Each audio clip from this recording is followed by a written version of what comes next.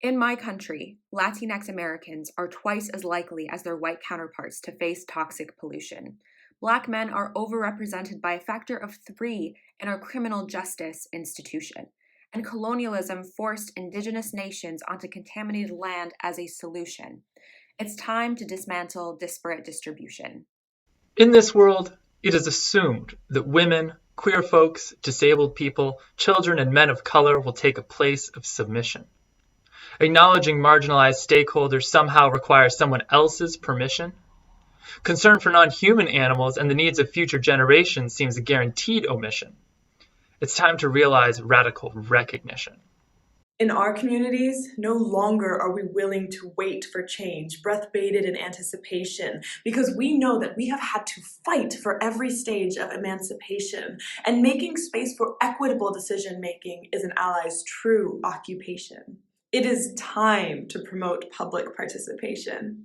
Welcome to Climates of Resistance. This class is inspired by America's March on Washington and Australia's Aboriginal Tent Embassy, legislative protests that have left us a legacy, by disabled organizers at the 504 sit-in, demonstrating how good laws are written, by the black trans women of Stonewall, they who planted seeds that have grown tall in the face of oppression, knowing the persistence of resistance isn't in question, by the freedom riders, providers of a history promising us the mystery of justice, and that it's not just us. As the indigenous youth of Standing Rock create a landing block for defiance, we know diversity doesn't mean adversity. Struggles are connected. Wrongs must be corrected. Rights can be collected when we follow in the wake of these giants. And that's what this class means to do. To uncover the patriarchal white supremacy that exists while acknowledging the power within us that resists, we use art to teach because we know that art can reach the parts of us that others would have silenced, knowing they're the parts of us able to end this violence. We were born into a world decayed, but from the moment we were born, we remade it. Even as we were conceived, we swayed it, and now the ideas we conceive can aid it, because this world is ill-conceived. But we believe we can unweave the mess, we can achieve redress, we can perceive success. And that is what we swear today. Promising we can share a way to a future where we care to play by rules that let us dare to say, is this a class or a movement? This is our existence. This is our insistence. Welcome to Climates of Resistance. All right. Hello, everyone. Hello, everybody. Hello, every person here. You are most welcome to the Climates of Resistance Community Showcase. My name is Garrett Turner. I will be your MC for today's event, which will feature research and artwork created from a class about environmental racism. That spoken word piece you just heard summarizes this course: an examination of injustice, yes, but also a study and celebration of the power expressed by marginalized communities through collective action in order to redress that injustice. Now, a few housekeeping notes as we begin. We are being recorded, as you'll see at the top of your Zoom screen, and we ask that you keep your microphones on mute unless you're presenting. And please make use of the chat function to ask questions and make comments about the work. We would love to hear your ideas and your feedback. Over the next hour and a half, we are going to experience a range of materials created by students in this course, which included both a formal academic class taken by undergraduate students at Syracuse University and a collection of discussion groups in a community audit version open to the general public. Participants in Climates of Resistance ranged in age from 16 to 82 years old and represented 17 different countries. And I gotta say, none of this surprises me because Becca Farnham is the leader of this class and she brings all people together. Just saying. Together, they have been studying environmental racism and collective action through the lens of environmental justice, and they'd like to share with you a few highlights from their semester. Today's event is organized by three primary dimensions of environmental justice: distribution, recognition, and participation. We're going to start with some heavier material, the reality of resource inequality. But we promise to spotlight solutions and hope as well. To get us started, a few of the Syracuse University undergraduates will share their research into how institutional racism shapes water quality. One of the first guest speakers for this course was Emma Robbins, a Diné artist campaigning for water justice for the Navajo Nation. Emma taught us that nearly 1 in 3 Navajo households in the southwestern United States did not have access to running water in their homes. Her work encouraged further examination into water rights in the US. And what we found is that the injustice stretches from coast to coast. Eilidh Brady, a policy studies major, is going to share a case study from Wake County, North Carolina, and then architect Alec Rovensky will take us to San Joaquin Valley in California. Take it away. Hi, everyone. I'm Eilidh. I'm a junior policy studies major and information management technology minor here at Syracuse, and I'm going to be sharing my statistical story infographic today. For our statistical story analysis assignments, Becca had us explore trends of environmental racism, looking at the disparate distribution of environmental access, allocation, risks, and resources. And I chose to research the negative effects of extraterrestrial jurisdiction, also known as ETJs, on clean water access. We understand that clean water is a human right, but like many of Earth's natural resources, capitalist control over water means that it's frequently withheld from minority communities. In North Carolina, 35% of residents within 12.2 million population use private wells. This is the third highest in the entire nation. There is such a significant amount of North Carolinians using private wells as their drinking water source because of these harmful municipal boundaries of ETJs. Residents of specifically Wake County, the second largest county by population in North Carolina, are subject to these historical gendermarrying of municipal boundaries. Areas of Wake on the fringe of municipal boundaries are referred to as ETJs and are not subject to city planning and development, including important water treatment facilities. Because of this, majority Black communities in Wake are excluded from municipal sources, forcing them to rely on contaminated wells. My infographic expresses a 2014 study done by the Frontiers in Public Health Service and System Research at UNC Chapel Hill, who used the US Census blocks of Wake County municipalities to assess this relationship between race and water services.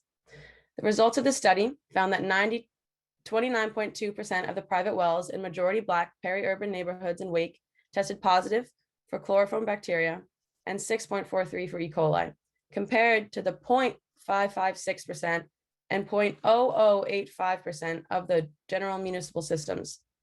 This study explains that the correlation between Black populations and the use of private wells is also very high, with every 10% increase in African-American population portion within a census block, increasing the odds of exclusion from the important municipal water services by 3.8%. This study and my statistical story provides evidence that the percentage of Black populations in Wake, North Carolina are being specifically denied from safe drinking water, but only confirms wider trends of Black communities in the South and throughout America that they're being subject to the broad issues of environmental racism, such as water pollution through ETJs. Thank you. Now Alec is going to speak on San Joaquin Valley in California. Thank you. Hello, everyone. I'm Alec. I'll be graduating as an architect in a couple of days. Very exciting stuff. And I'm going to present my infographic. I actually have one for the first project, which was an informational infographic, and then a piece of artwork that is related to the topic of the first. So I think it's pretty clear that I really like color yellow. You'll see that in the artwork as well. And I'm using the color yellow because it's a very powerful and striking color, especially against the white backdrop, to kind of illustrate the idea of nitrate contamination. So San Joaquin Valley in California is one of the nation's largest agricultural regions, and Latinos make up the majority of the farm workers living there. They are also disproportionately affected by contaminated water systems. The poor water quality can be attributed to elevated levels of nitrates, a toxic chemical that primarily comes from polluted farm runoff.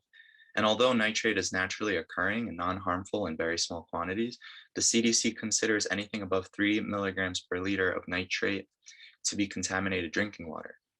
And so continued consumption of nitrates is linked to increased risk of cancer and other diseases.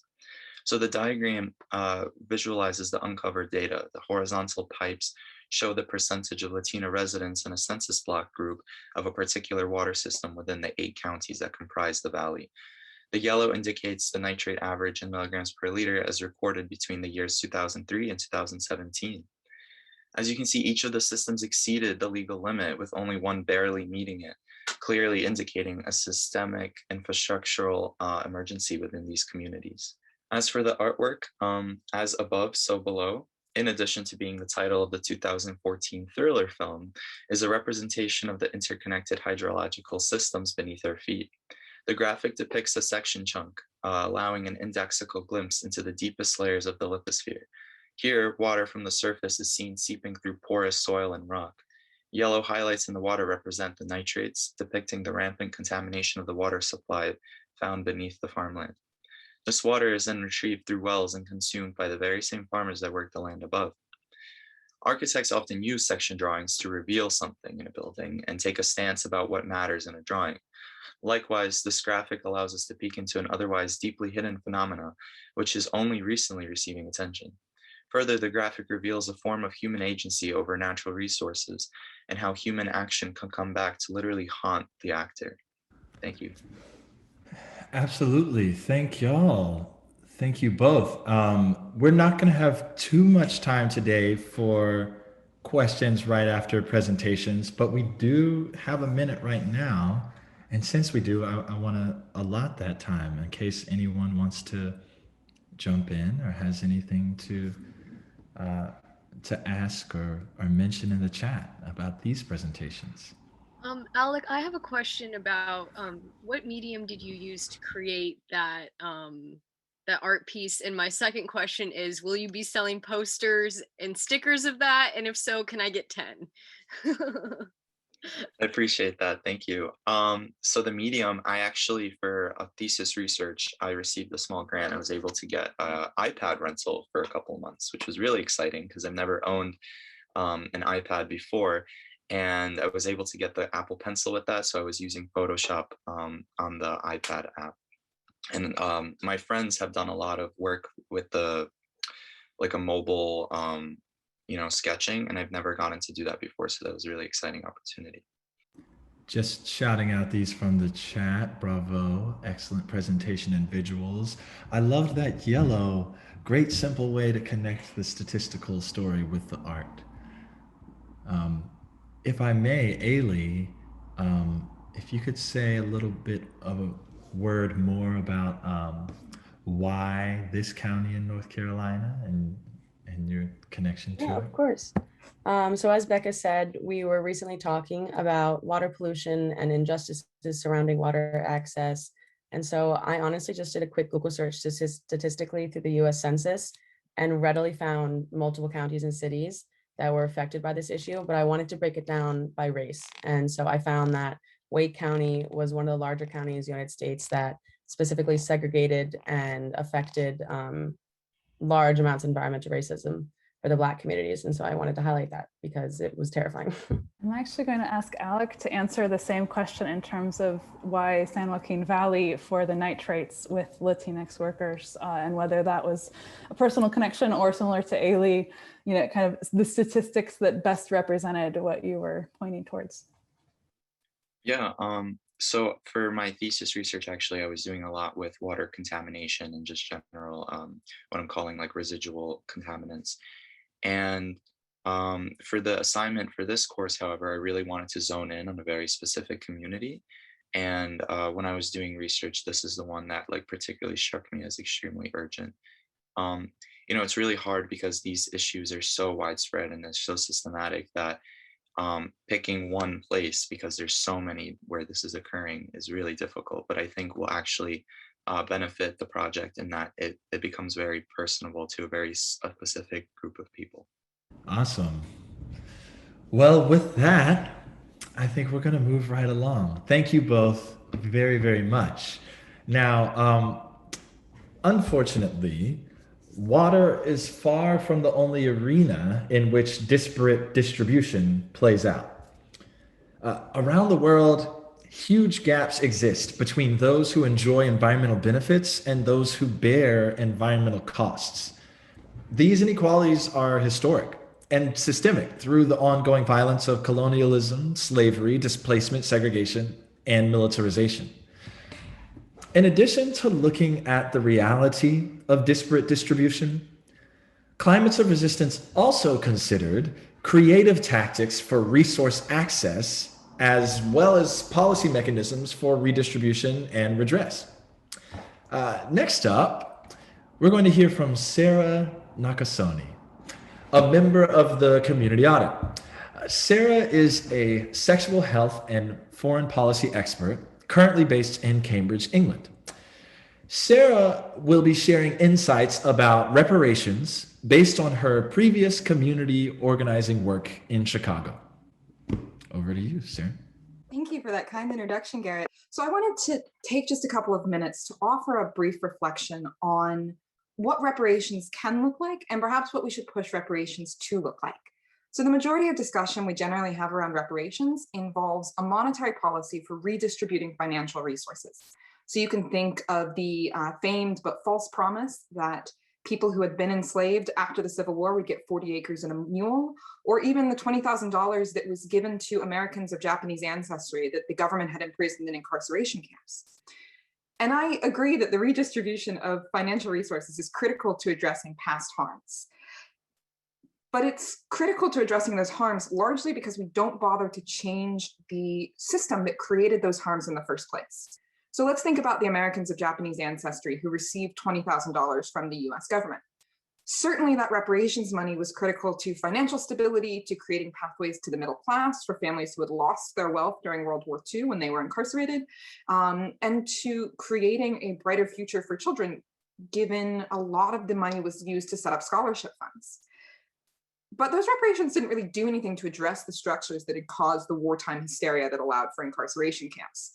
So when we think about the forced incarceration of Muslim Americans after 9/11, or even the incarceration of migrants at the border, the reparations for the last time we incarcerated people didn't really teach us anything about what we should do next time. And a way of thinking about what reparations can be beyond just a redistribution of wealth is thinking about the Chicago reparations package. This is a way of imagining how we don't just redistribute financial power, but we create space to imagine and work for a system that is better than the one that caused the harms, that helps to create a more equitable world. So the Chicago reparations package grew out of organizing that was happening around the death penalty, around prison abolition, and around police violence, organizing in Chicago. I became aware of it through a class I took at the University of Chicago, but it resonated with a lot of the work that I was getting to do in sexual health organizing. The reparations specifically centered around harm caused by a former Chicago Police Department police commander named John Burge and the officers who worked under him. During Burge's 20-year tenure as a commander for the Chicago Police Department, he and his nicknamed Midnight Crew tortured over 125 people, the majority of them Black American males. Many of those who were tortured would go on to confess to crimes they did not commit. Some of the people who confessed to these crimes were convicted. The majority of them who confessed were convicted. And some of those further went on to sit on death row for multiple decades until Illinois abolished the death penalty. Some of them are still in prison to this day, even though Chicago has had to come to, or started to come to terms with what this legacy of torture did to the police system in the city. So the reparations package that the city passed in 2015 was originally part of a speculative exercise that activists used to imagine how they would memorialize the struggles of those who'd been tortured, and especially the struggles of their family. It ended up passing under Mayor Rahm Emanuel, mostly because he was concerned about re-winning political office, and a very small coalition of people was able to exploit the contested mayoral election. Not only did the reparations package include a formal apology from the mayor and city council for the torture that had occurred through Chicago Police Department, it also included a $5.5 million reparations fund and a host of things we don't necessarily always think of as being part of reparations. It mandated that the Burge torture cases be taught to all Chicago public school students between or within 8th and 10th grade. So they get taught them twice. It funded counseling for survivors and their families through a dedicated center. It funded free tuition at Chicago City colleges, not just for survivors, not just for their immediate family members, but also for their grandchildren, in recognition of how trauma can get transmitted through generations. It guaranteed access to job placement services. It guaranteed priority access to reentry services for those who had been tortured. And finally, it called for the creation of a public memorial, a real reckoning for what the city had done in physical existence in an area in which tourists and Chicagoans who know nothing about the torture cases would have to see it every day. The city is so far falling through on their promise to fulfill that commitment of the reparations package, but we're hopeful in the next few years that something will happen. And it's these latter provisions that really interest me: the push for education, the push for memorialization, and of course, all of the services around reentry and jobs and trauma care. Because it's not just the ability to redistribute who has money, it's a ability to redistribute who has power in education and who has power to create community spaces that are well resourced and accessible to more people than just the immediate people who are affected, people who can be brought into the fold for activism and organizing. In a way, the Chicago Reparations Package, even as it hasn't been fully implemented yet, isn't just looking to repair the past, it's looking to create a future in which that past wouldn't have ever been possible.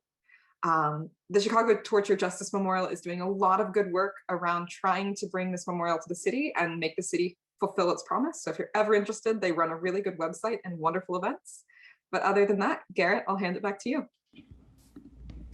Wow. Thank you for that, Sarah. Yeah, neither had I heard of the Chicago reparations. But that's incredible. I mean, it's so important for reparations to also include systemic solutions and a systemic reckoning. Of course, your remarks also bring about the issue of state and police violence against people of color. It brings it strongly into focus, especially as we approach this 1-year anniversary of George Floyd's murder on May 25th.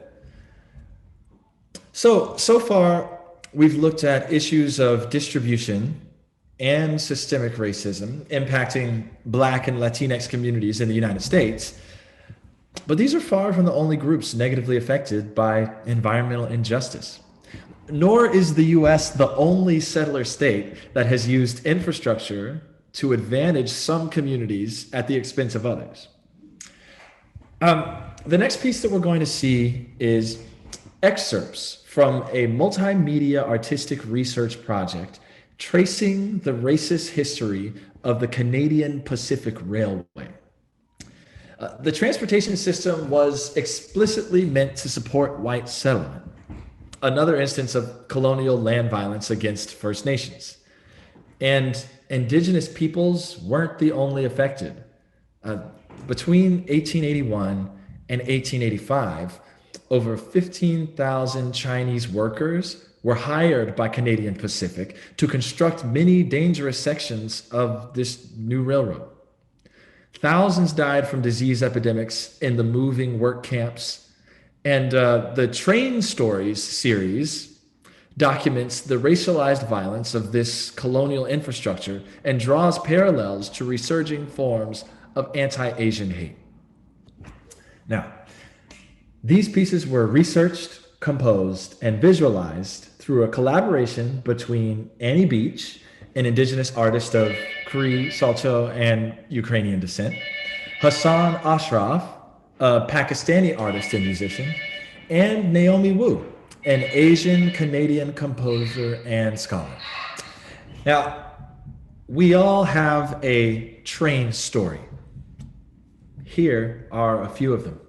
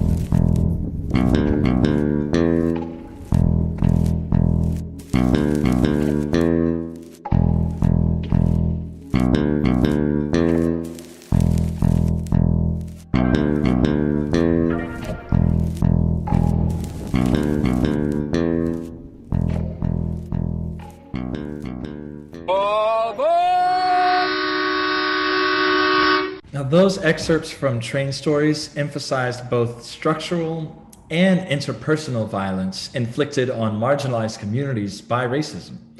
But the framework of environmental justice reminds us to never fall into the trap of regarding someone merely as a victim. Black, Latinx, Indigenous, and Asian communities are not simply the passive subjects of environmental racism. This next section of the showcase honors the resilience, power, and agency of oppressed stakeholders through radical recognition. First up are two students from New York responding to the resurgence of anti-Asian violence in the midst of COVID-19. Hi everyone, my name is Riley Smith. I'm a recent graduate of the SUNY College of Environmental Science and Forestry with a major in conservation biology. I'm from Highland, Michigan, right outside Detroit, and this is my boyfriend, Michael Kwan, from New York City. He is a senior at Syracuse University, majoring in sociology. In the dominant media, including TV and many film industries, Asian characters are often portrayed in stereotypical or prejudiced characteristics, if included at all. Additionally, hate crimes against Asian Americans continue to escalate with the COVID-19 pandemic, though these attacks are not a new phenomenon.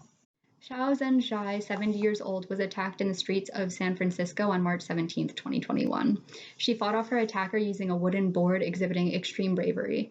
Her grandson, John Chen, made a GoFundMe for her medical bills. The public funding page has now exceeded $1 million, and she has stated multiple times to donate all the funds generated in this GoFundMe back to the Asian American community to combat racism. She insists on making this decision, saying that the issue is bigger than her. She's selflessness and bravery was the highlight of this piece, Warrior. Michael and I collaborated on design so I could create an inclusive piece focused on strength rather than struggle. Guan Yu was said to be a successful and faithful military general throughout the history of China. Renowned by the people of his times and those who followed him, Guan Yu is still viewed as a god by many cultures today. He's technically my great-great-great-grandfather. Guan Yu inspired the clothing, the armor, and battleship seen in the Warrior. The positioning and clothing in the Warrior was modeled after a 1320-ton bronze statue of Guan Yu in Jinzhou, China, designed by Han Meilin to have a renowned Chinese general and god protect the city. Guantum states in her article that history books depict him as carrying a special weapon, the Green Dragon Crescent Blade, which is featured in the statue. The style of the Warrior was inspired by the traditional piece by an unknown artist. According to the Metropolitan Museum of Art, the piece Guan Yu Descending from the Heavens was commissioned by the Prince Zhuang. So I used all of these inspirations to create the Peace Warrior, again, to commemorate and honor the strength of the community. And I hope you enjoy the piece. Thank you for listening. All right. You can learn more about Riley's artwork in the Climates of Resistance virtual gallery, which features paintings, poetry, and more from students amplifying the voices of underrepresented stakeholders. And this doesn't just include people. As we critically examine the causes of environmental racism, we uncover connections between violence against human communities and our broken relationship with this planet. Environmental degradation and the devaluing of non-human life is intrinsically tied to the oppression of peoples of color, disabled persons, and women. And so one of the outcomes from Climates of Resistance was becoming less anthropocentric, decentering human perspectives, learning to appreciate a wider diversity of voices and the rights of nature. Here is a video poem by drama student William Schuyler. The Schuyler student. That's what I call him. It is entitled Water Speaks Only in Current. But that doesn't mean we can't learn to listen.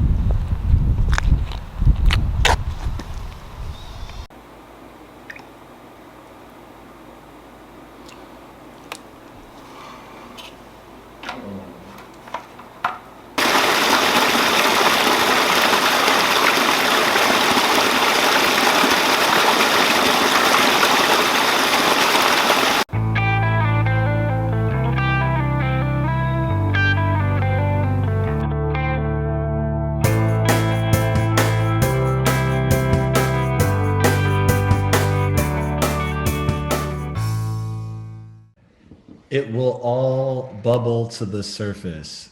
William, that had levels. Thank you. So many environmental campaigns focus on dramatic landscapes and iconic animals. We use slogans like "Save the whales," not "Save the krill." But the grandeur of the ocean is connected to the everyday puddle we ignore. Next up, we're going to hear from a recent alumna of University of Colorado Boulder, Elizabeth Woolner. Will share her findings from her honors thesis in entomology, exploring the conservation of uncharismatic species and the engagement of underrepresented groups in environmental education. Elizabeth. Hi, thanks. That was a great intro. This is probably going to be a little bit more of a traditional presentation than what we've seen before, but hopefully this is still engaging for everybody.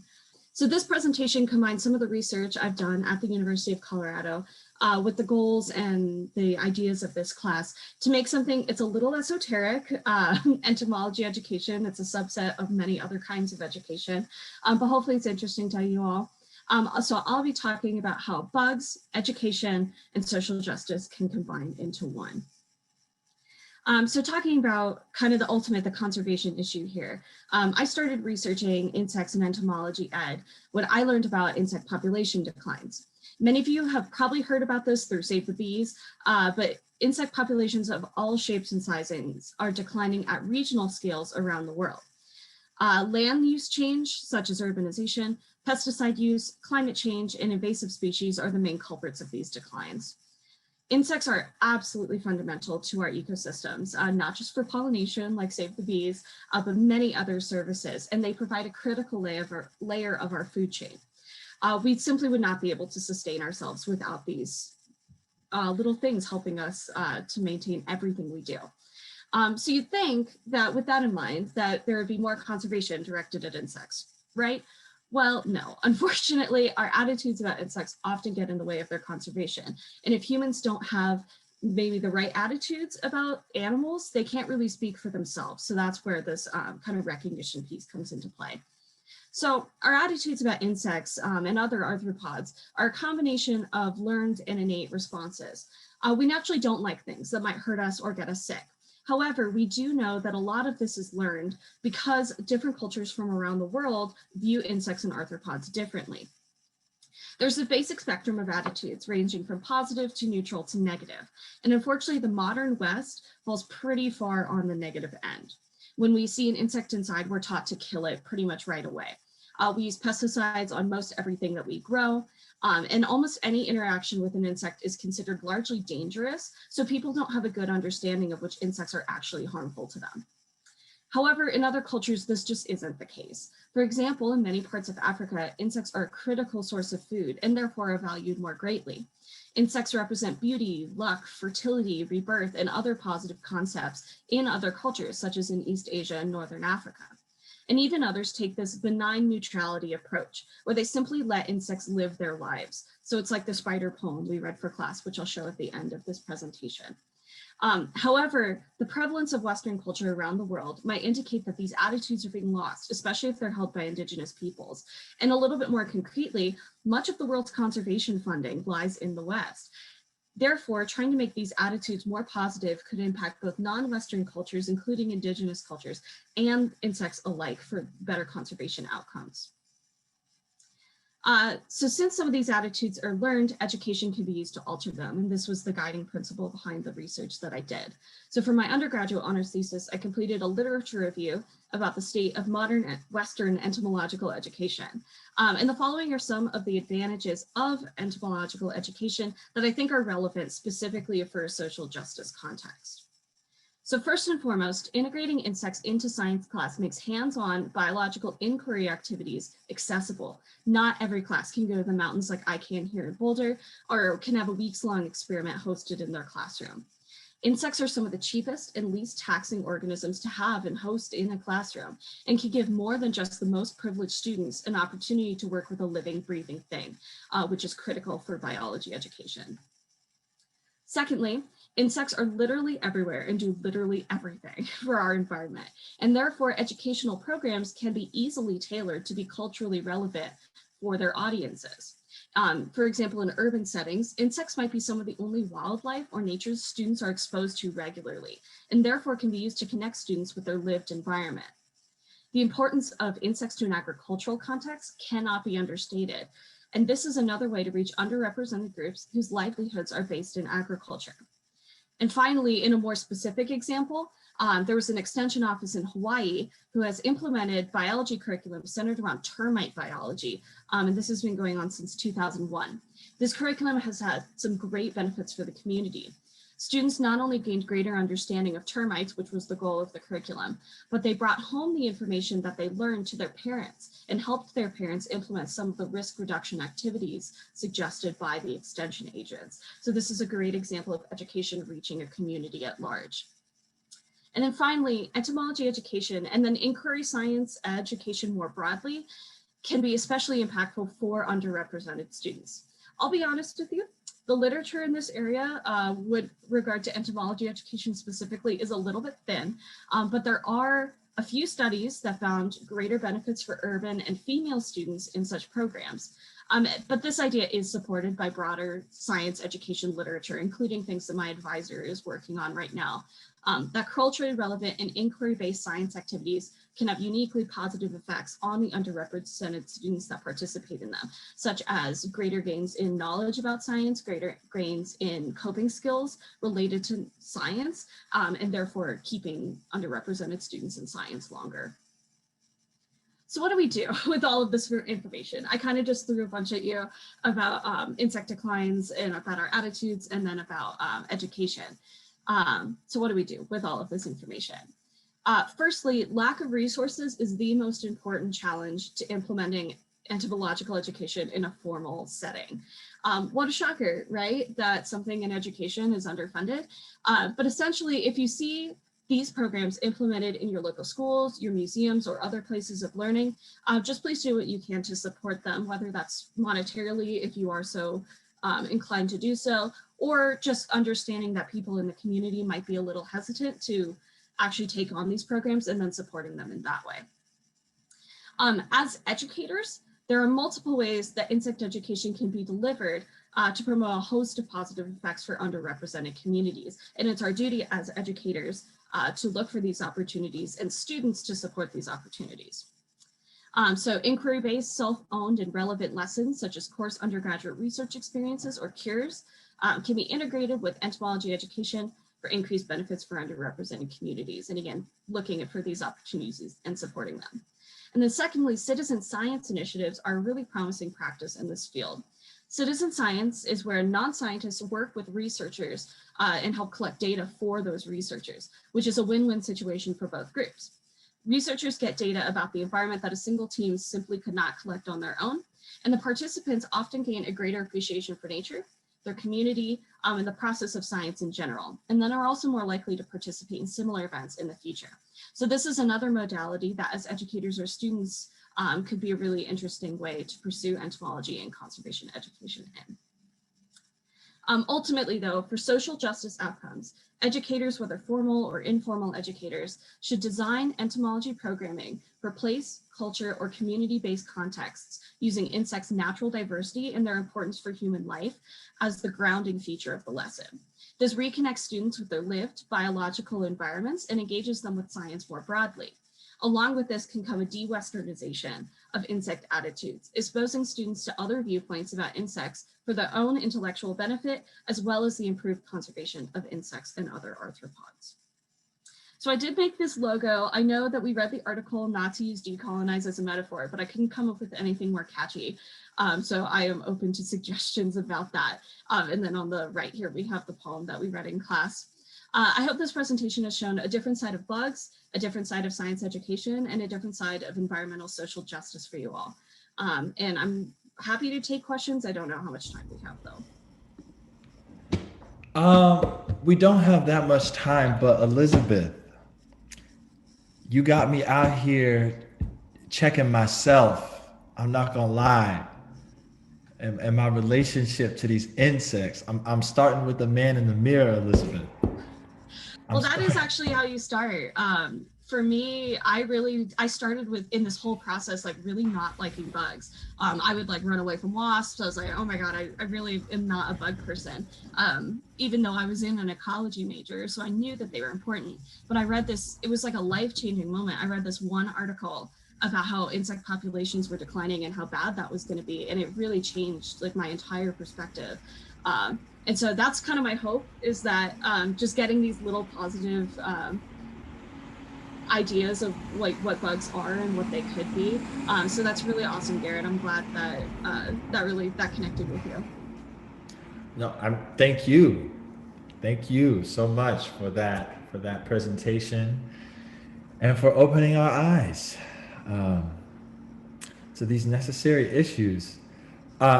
So Elizabeth's work has brought up questions about representation. How do we imagine and relate to different non-human animals? From mosquitoes to mountain lions. Who is stereotypically included in environmental science? Who is regularly underrepresented? To take a look at how some of these questions play out in fictional media, as well as the halls of academia, Leah Chabot is now going to share some of their work on the representation of indigenous peoples, non-human animals, and ecosystems in Disney films. In addition to taking climates of resistance, Leah conducted an independent study this semester examining these issues, interviewing filmmakers and indigenous activists from around the world. Leah, over to you. Thank you. As a quick caveat, I'm a transracial Asian adoptee. So I was raised distinctly by white people. So I'm kind of like the seltzer of Asian culture, like white with just a hint of experiencing all the racism that comes with it. So I want to just start off with a bit of a baseline of how Disney has raised us, starting with Peter Pan from 1953. Princess Tiger Lily is first mentioned 36 minutes in and is basically just seen for 3 minutes afterwards. The only word she says is help because she is tied up and in a body of water. And Peter Pan has forgotten that the whole purpose of his fight with Captain Hook at the time was to save Tiger Lily and has to be reminded. So we're not starting off great with representation from the 1950s. But then moving on, we had Pocahontas in 1995, right? A beautiful indigenous woman feels stifled from her culture. She looks for adventure. She dates Mel Gibson, John Smith. They fall in love. First sight, first meeting, where he has a gun at her, which is a bit of a red flag, if you ask me. And she has to stop this war between the indigenous peoples defending themselves against the violent invaders who also did not bring any food along with them. And she does this by stopping her father from executing her boyfriend, Mel Gibson, who then gets shot by Christian Bale and put on a boat back to England, leaving Pocahontas behind. But her name wasn't Pocahontas at all. The names given to her by her people were Metoeka and Amninote. She was a translator, she was an ambassador, a spy, a social worker, and a survivor of violence. We've got told this love story, but in reality, she was kidnapped by the settler soldiers she was trying to help. She was imprisoned for a year. They then declared that she had been converted to Christianity, stripped her of her names, gave her a fake one, and then was sent back to England to gain financial backing for the colonial effort as the poster child of the good work of colonialism. She died at 21, which is much younger than even Disney likes to personify her as within Turtle Island being, because it would be creepy if she was 12 and fell in love with Mel Gibson, right? And she died nearly 4,000 miles away from her home. So that was rough. That was rough. But then we got Princess and the Frog, right? 2009. We have some great musical numbers too, right? We have Paint with All the Colors of the Wind. Now we have I'm Almost There. Fantastic. It's a 97-minute film. Tiana on screen for 40 minutes of it. Not even half of it, right? And that's being generous with the credits. And she only spends 17 minutes as a human and 23 minutes as a frog.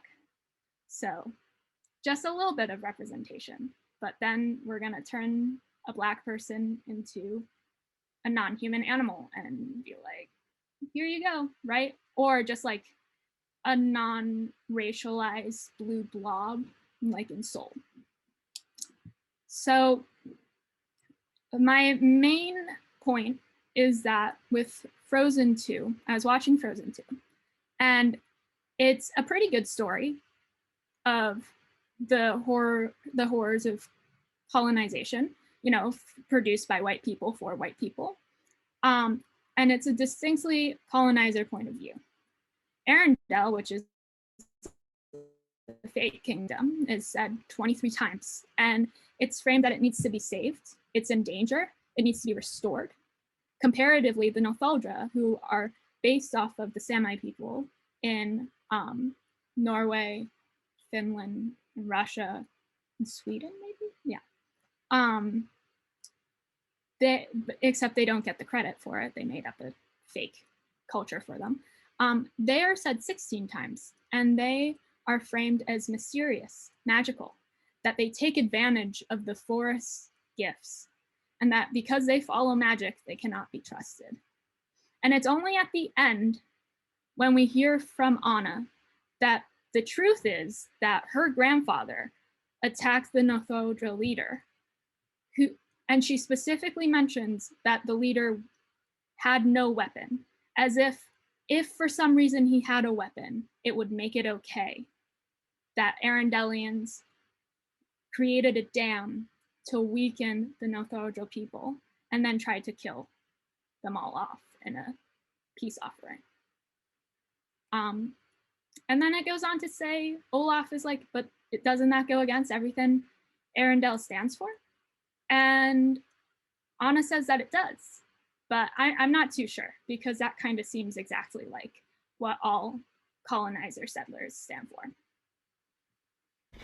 That was rich. Thank you for unpacking my childhood. And for giving us, this is being recorded, right? Because I'm going to come back to some of that and maybe steal some of that. Thank you, Leah. It's good. I spent the entire semester basically just like looking at my childhood, being like, oh my God, it was so colonialized, and ruining the nostalgia. Well, it's necessary work, and we appreciate it. So Leah's work showcased Indigenous peoples around the world, and just how much colonial and white supremacist narratives are reinforced in everyday ways by mainstream culture. The Climates of Resistance class spends some time wrestling with how to break away from that Eurocentrism. One of the tools considered by the class was land acknowledgements. Now, many of us may have experienced land acknowledgements as a fairly superficial way to recognize First Nations, but land acknowledgement is also a long-standing Indigenous practice of honoring the land itself. It is a form of radical recognition, reminding humans of the ecosystem we are a part of and depend on, and giving thanks to the land as a living relative. Moving from land acknowledgement as a political performance to a constant practice that challenges us to relate with the land, with our histories, and with each other can be a powerful tool for anti-racism and decolonization. Up next, several members from the community audit share their responses to the challenge of radical recognition. Greetings. I'm David Morton, a retired United Methodist pastor living in Battle Creek, Michigan, and I have been challenged and affirmed by the material presented in the study and the wisdom and the welcome of my classmates. As a result of this experience, the following land acknowledgement is scheduled to be used at the beginning of worship in the church that we participate in on a weekly basis. We honor and appreciate the land on which we stand, offering gratitude and appreciation to the traditional stewards, the people who lived on this land for thousands of years before Europeans arrived. Among other tribes in Michigan, we recognize the Three Fires Confederacy, or Alliance, which promote a mutual interest between the Potawatomi and the Potawatomi, Ojibwe, Chippewa, and Ottawa tribes. We pay respects to their elders, past and present. We also acknowledge the people of African descent who were forcibly removed from their land and separated from their families through the Middle Passage and the transatlantic slave trade. We dedicate our reverence and respect to them for building this country's infrastructure and economy with no compensation or reparations to date. We invite you to take a moment to consider the many legacies of violence, displacement, migration, and settlement that impacted those that came before us and that bring us together here today.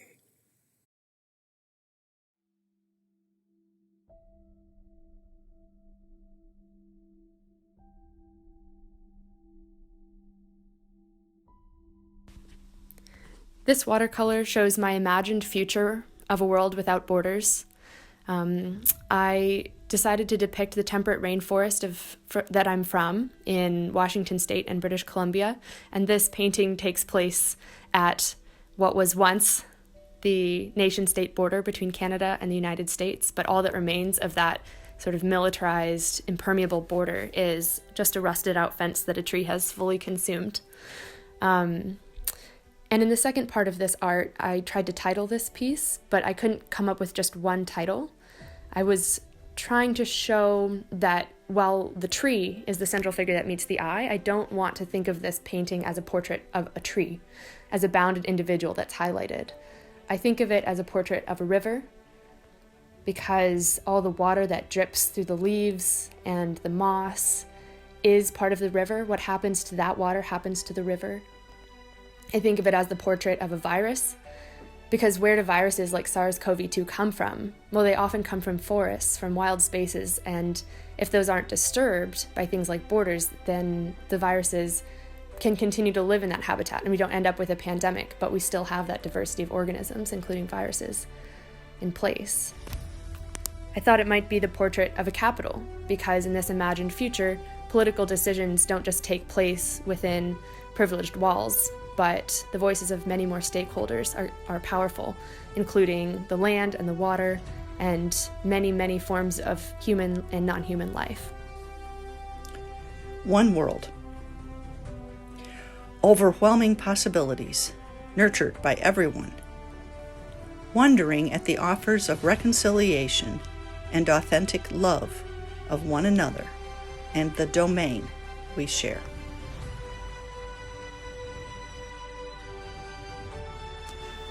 When I was a kid, they called me a chameleon. I was able to move between groups and between worlds with ease, changing my colors as it needed to change. I was born half black, half white, and I learned this skill from years of experience living between two worlds. My favorite quote is from Master Shiro Nomura to one of his mixed-race students. "The world is a very small place, and people like you are now being born every day. How exciting. You are new people. New people must have new stories, new cultures, and new art forms. You must take the things I give you and make them your own." His student says, "I remember this, and I continue to create work for and about the new people. New people exist beyond the borders." A Vision for the Future. A poem by Lindsay Way, inspired by two quotations. The first from Gloria Anzaldúa. "I change myself, I change the world." The second from Tuck and Wayne Yang. "Decolonizing the mind is the first step, not the only step, toward overthrowing colonial regimes." Spring again. Another generation of sparrows builds its home inside the jar on my porch. 1 year ago, their songs beckoned me outside while talk radio squawked the opposite. Their handiwork is visible, a daily build, twine from the garden trellis or loose hair I brushed from the dog yesterday. They cannot see the work I do, the work of undoing. I have spent this idle year anything but. I have spent it unpacking, healing, wondering which devastating world issue to tackle while stringing twine for this year's peas, and then remembering my own capacity to love while brushing the dog's double coat yet again. I am giving birth to a new version of myself, changed in isolation. This version is softer, kinder, warmer. It listens, holds hands to heart when people speak truths, is slow to react to vitriol. It knows venom is spit only from those who don't see humanity in the mirror or the world. This version greets each morning with warmth, a hot cup of tea, and radiating reassurance. You are enough. You have enough. Give, share. It is this version, too, that provides a glass jar on the front porch for birds to call home, despite my partner's worries for the precariousness of the situation, balanced high on a small ledge. It checks on the nest, counts the eggs. This time, I am ready to emerge.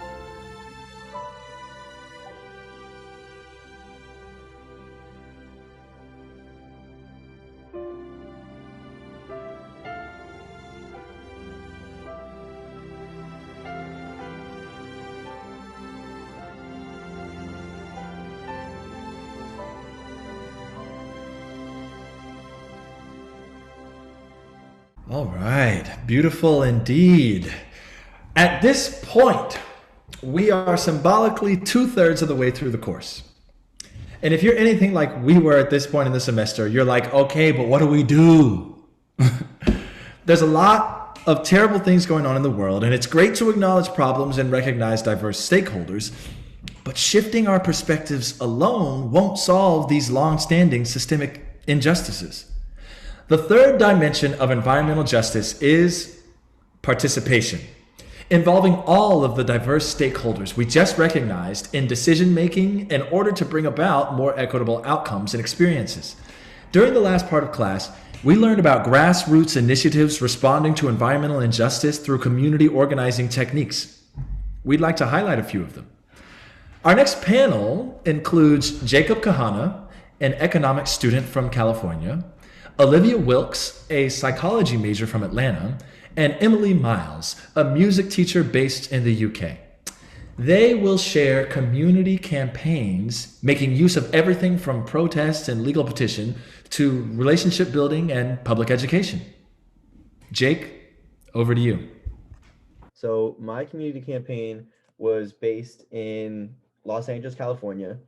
I'm not actually from Los Angeles. I'm from Northern California, so a little bit of rivalry, but it's still, still my home state, so it's still an issue that matters to me. So basically what's been going on is for the last 30 to 35 years, there was a company called Eilidh Technologies. Eilidh Technologies is a battery recycling plant that's been operating out of East Los Angeles in a city called Vernon.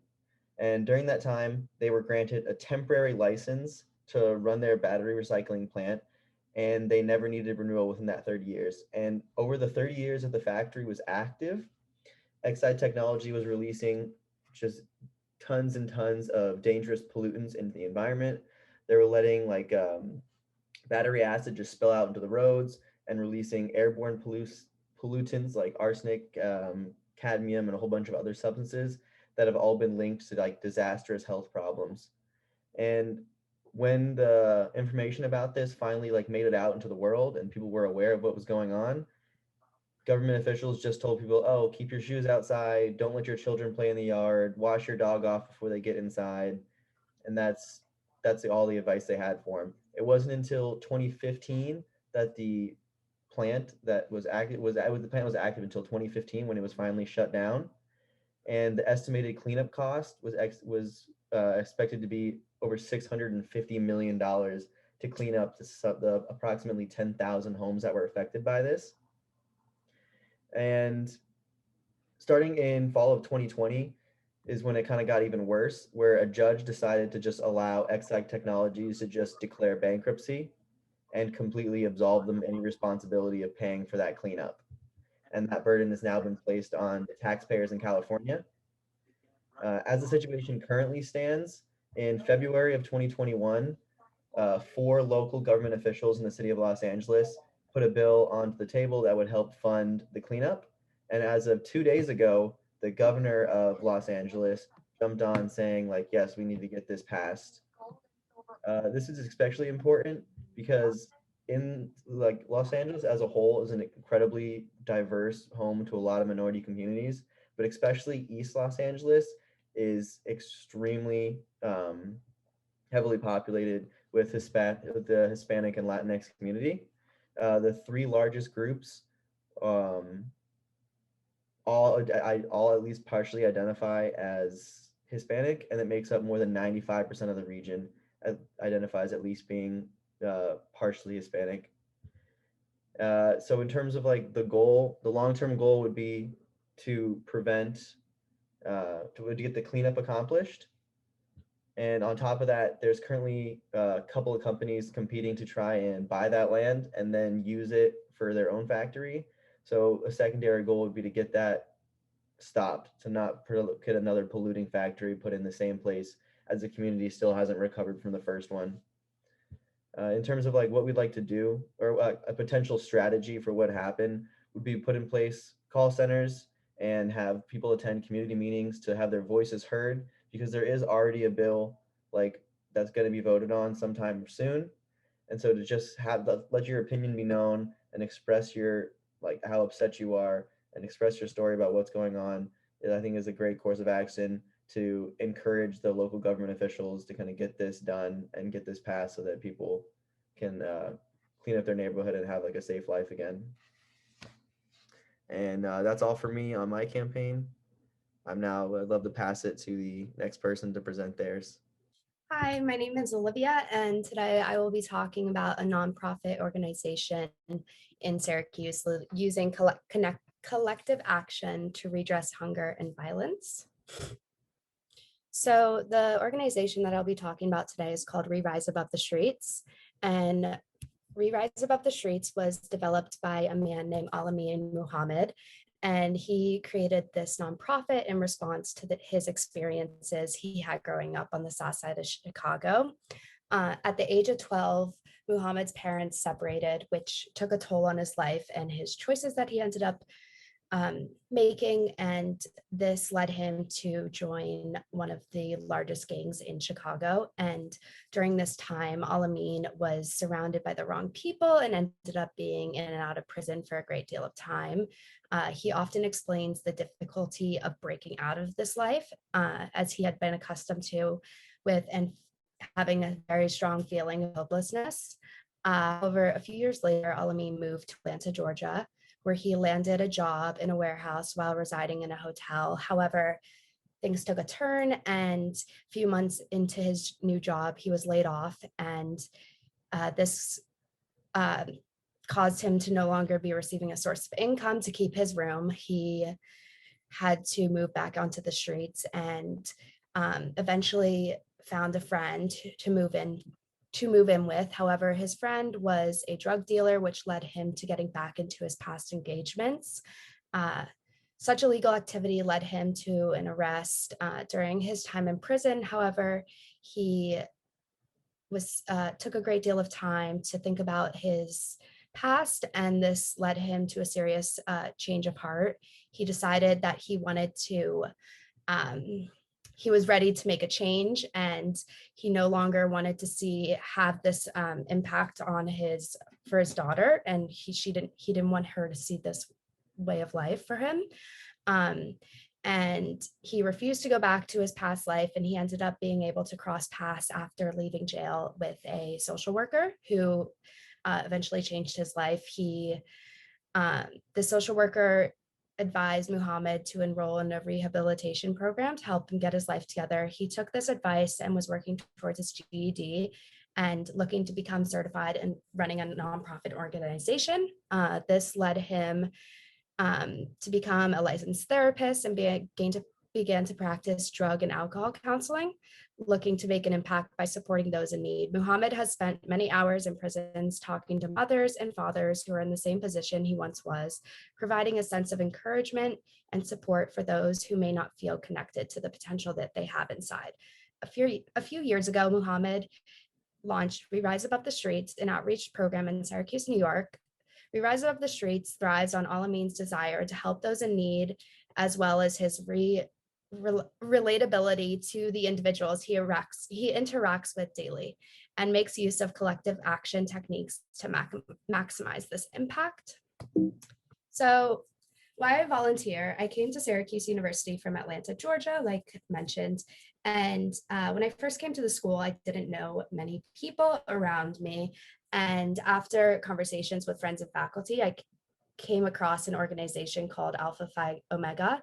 Alpha Phi Omega creates a space for students to become active members of their community while being supported by their peers. Getting involved in the wider city of Syracuse was a way to make this place feel like home. Through APO, I have had the opportunity to wake up every Saturday morning for the past 4 semesters to participate in a weekly event held by Rise Above the Streets called Sandwich Saturday. Sandwich Saturday has come to mean so much more to me than just a few hours of volunteer work every week. The experience I've had with Rise Above the Streets have pushed me out of my comfort zone. I've built meaningful relationships with a huge diversity of people I would never typically encounter going through the motions on campus. Through regular conversations with others, I have gotten to know a different side of the city and the value of collective action. Here are a few photos of me with individuals that I've met during my time working with Rise Above the Streets. And you can see on the far right, this is a photo of us building the sandwiches. And here are a few of my brothers and I under the bridge working on Sandwich Saturday. And these are 2 pictures. One is the setup before COVID and after is the one on the right. During this final assignment, in Climates of Resistance, we are asked to develop a community campaign project. I chose to develop a day of conversation between the homeless community of Syracuse and the volunteers of We Rise Above the Streets and members of the Seneca Nation. I have chose to do this because throughout this course, I have learned about the Haudenosaunee Confederacy on whose stolen land the university and city have been built. Learning from and with them is a first step in economic, social, and environmental justice. There is still a lot of work that we can do, but I'm grateful for the leadership of community organizers like Alamin, and I've been privileged to learn from the diverse residents of Central New York during my past 4 years of school. Thank you so much for your time. I'm now gonna pass it over across the pond to Emily. Thank you, Olivia. Hello, everyone. I'm going to talk to you today about Black to Nature, which is a grassroots organisation based in Bristol in the UK. So that's in southwest England. The aim of Black to Nature is that it provides equal access to nature for all. That's their kind of slogan. The thing that struck me most remarkable about this campaign is that it's run by or headed up by a girl called Maya Rose Craig, also known as Bird Girl. She's 19 years old now, and she started campaigning when she was just 13. And the main things that Black to Nature do, first of all, they have a camp that they run for school-age children. So they have a 1-night stay for younger children and a 2-night stay for the older children and teenagers. On their camp, what they get up to is birding, pond dipping, wildlife sketching, and photography. And for some of these children, they've never really had a real interaction with nature before. They've never stroked a cow or hunted for insects or anything like that. So it gives them the opportunity to explore what conservation is, really. The reason why the grassroots initiative was set up as well, in the UK, only 0.6% of environmental professionals are from minority backgrounds. In Black to Nature, they tend to use the term visible minority ethnicity. So this encompasses Black, Asian, Middle and other ethnic minorities, but also white people from white backgrounds who are from low income areas or who are rurally isolated. So it brings in other aspects as well. So as well as these camps, they also run campaigns to encourage the main organisations in the UK to be more inclusive as well, and they have a lot of celebrities on board. The camps run at a cost of £20 per person. I think that's approximately like $30. So it's really cheap. That's also one of the most amazing things about it. And it's able to be so affordable because it's mostly held up by volunteers from the local area who contribute to that. Thank you, and back to you, Garrett. Thank you, all three of you. The multiplicity of the many varied, voluminous, important works that we have seen today. We appreciate all of you. Y'all, today is about the community of this course. And she ain't want me to do this, but can we just give a quick virtual applause to Becca Farnham for leading this community, for putting this all together today? I mean, come on. Syracuse University, whenever you look back at this recording, give this woman more resources to do more of this work. I'm talking to you, Provost. I don't know who I'm talking to. Anyway, thank you. Thank you, Becca, for bringing all this together. We have one last piece to share with you, which I will introduce in a moment. But first, a few words of thanks. Thanks to everyone who's able to join us for this showcase today, whether live or through recording. We are grateful that you chose to spend this hour and a half with us, and hope that you have found it as meaningful, challenging, and inspiring as I have and as we have. Thank you to the 25 Syracuse students and the 75 community audit participants who have invested so much of their time and energy over the past 4 months learning from each other. Round of applause. Thank y'all, thank y'all, thank y'all. I mean, the dedication, creativity, and commitment shown through the research and art presented today and on display in the virtual gallery is truly impressive. And a special shout out to the 6 community audit discussion group leaders who have shepherded us through this journey. Brianna, Claire, Dina, Emma, Gabby, and Raylan. You all have been fantastic. Thank you for your dedication to anti-racist community building. And with that, I am very excited to introduce the debut of an original music video. What you are about to see was written and performed by the entire Climates of Resistance community, led by Micah Hindler and Austin Willisey, shout out, of Raise Your Voice Labs. Raise Your Voice Labs is a musical peace-building and creative cultural enterprise inspired by the Jerusalem Youth Chorus, a choir and dialogue community of Israeli and Palestinian teachers seeking justice in the midst of colonialism and ethnic violence.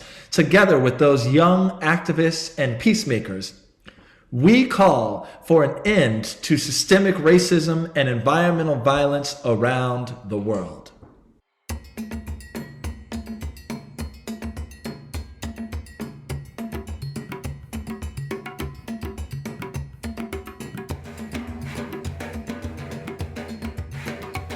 The wrong Amazon is burning, the wrong Amazon is burning, the wrong Amazon is burning, and the wrong ice is melting. Let's see my anger when I see how much we are. Down greenhouse gases near, and I think what they do to the atmosphere. I'm more angry, I'm more upset, our future's been destroyed. Let me raise my voice for justice. The wrong Amazon is burning, the wrong Amazon is burning, the wrong Amazon is burning, and the wrong ice is melting. As I look to this reality, check my positionality, I ask what power do I hold? By examining this agency, I see a change in me. So ask yourself, what power do you hold? The wrong Amazon is burning, the wrong Amazon is burning, the wrong Amazon is burning, and the wrong ice is melting. In current times, we've drawn a line, the physical earth, but look into our minds. Soon enough, we'll pay the price, cause mankind's mentality is the key to survive. Depraved of the sun, what love can be done. What's a soul? without soul. Falling into a deadly trap, we pray the environment will take us back. That what may be the land and the sea.